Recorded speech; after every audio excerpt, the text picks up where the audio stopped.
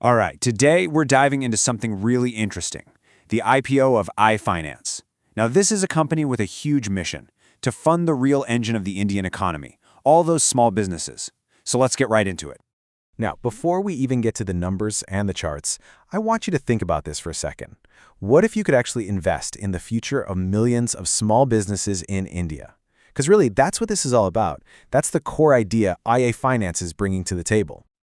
Okay, so here's how we're going to break this down. First, we'll look at what they do, their mission. Then we'll get into their crazy growth story.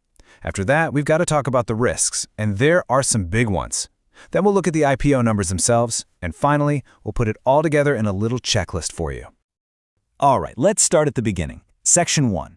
To even think about this as an investment, you first have to get what iFinance is all about. What do they actually do? So, iFinance is an NBFC, a non-banking financial company. The easiest way to think about it is this. They're like special lenders. They go where the big banks often don't want to, helping out those smaller businesses that are kind of tough for traditional banks to figure out. And trust me, they're a super important piece of the whole financial puzzle. So who are they lending to?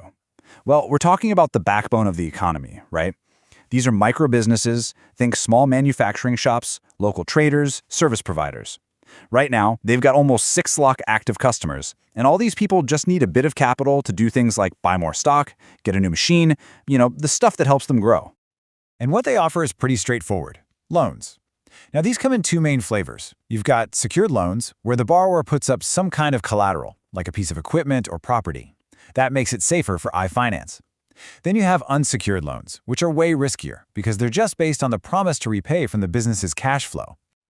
Okay, and this is where things get really interesting. Look at those interest rates. They can go all the way up to 32%. And no, that's not a mistake. It just goes to show you how risky this type of lending is. But on the flip side, that's exactly where the potential for big returns comes from. So let's talk about the good stuff. The really exciting part of this story is the growth. I mean, it's been absolutely explosive. This is what we call the bull case, the reason people are so optimistic about this company's future. I mean, just take a look at this chart. Their assets under management, or AUM, that's basically just the total value of all the loans they've given out, has more than doubled in just 2 years. This gives you a perfect picture of how fast they're putting money to work and growing their footprint. And that massive AUM growth, well, it leads directly to revenue growth. We're talking about a 53% compound annual growth rate. That is just staggering. And remember, that's not just some abstract number. It means they are funding way, way more small businesses than they were just a couple of years ago. So you might be wondering, how do they actually make money? It's actually pretty simple when you break it down. On average, they're earning about 26% on the loans they give out, and it costs them about 12% to get that money in the first place. So the profit is basically hiding in that gap in between. The more they lend, the bigger that profit potential becomes. Okay, but you know how it is. That kind of rapid growth almost never comes for free. There's always a catch. So now we have to flip the coin and look at the other side, the bear case. This is the reality check part of the story. And right off the bat, this number should make you sit up and pay attention. 4.85%. That's their gross NPA ratio.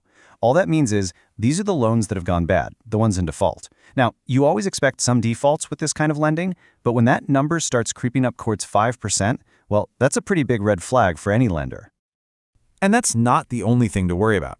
Nearly 38% of their loans are unsecured. So if someone defaults, getting that money back is tough. On top of that, their operating cash flow is negative. That means more cash is flying out the door than is coming in from their main business. You've also got the fact that they're super concentrated in just a handful of states, and their profitability hasn't been great lately. Suddenly, that risk picture looks a lot more serious.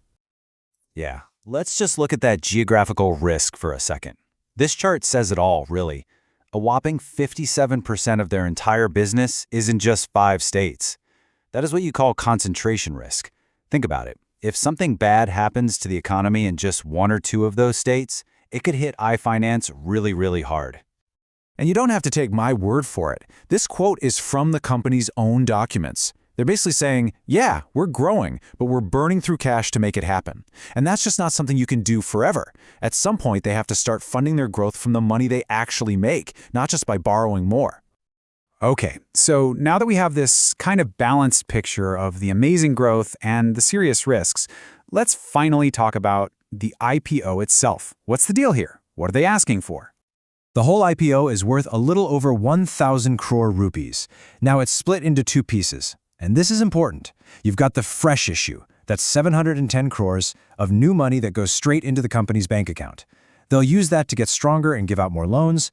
The other part, the offer for sale, is 300 crores. That money doesn't go to the company, it goes to the early investors who are selling some of their shares and cashing out. Now, this is a pretty telling sign of what the market is thinking. It's something called the gray market premium, or GMP.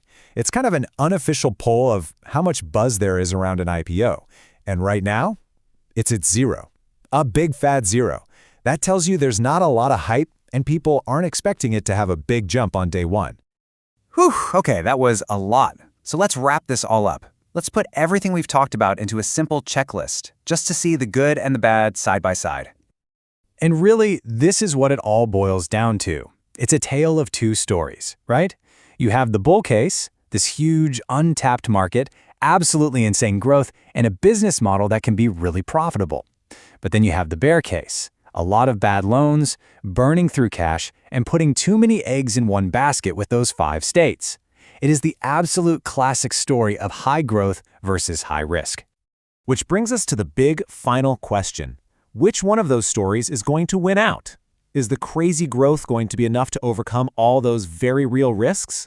That, right there, is the billion-rupee question, and it's one that every single investor is going to have to answer for themselves. Thanks for tuning in.